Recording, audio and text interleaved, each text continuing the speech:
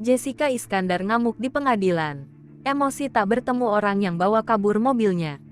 Pengadilan Negeri Jakarta Selatan menggelar sidang kasus dugaan melanggar hukum yang dilaporkan Christopher Stefanus Budianto terhadap Jessica Iskandar. Namun sidang terpaksa ditunda karena pihak penggugat tidak hadir. Penundaan tersebut pun membuat geram Jessica Iskandar dan Vincent Verhaak yang datang jauh-jauh dari Bali untuk mengikuti sidang. Namun ketika sidang usai, Jedar biasa disapa itu melihat tim kuasa hukum Stefanus. Jedar pun seketika berteriak di dalam Pengadilan Negeri Jakarta Selatan. Begitupun kuasa hukum Vincent Verhaak, Roland Epotu yang mempertanyakan di mana keberadaan Stefanus saat ini. Amarah Jedar dan suaminya itu pun ditanggapi oleh Togar Situmorang selaku kuasa hukum Stefanus Budianto. Ia meminta kedua publik figur itu untuk diam karena berada di pengadilan.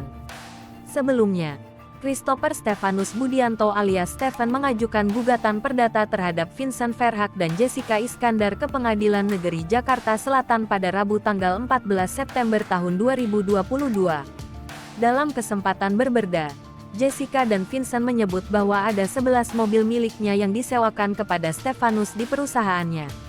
Sebagai informasi, Jessica Iskandar mengaku sebagai korban penipuan dan penggelapan yang membuatnya rugi hingga 9,853 miliar rupiah.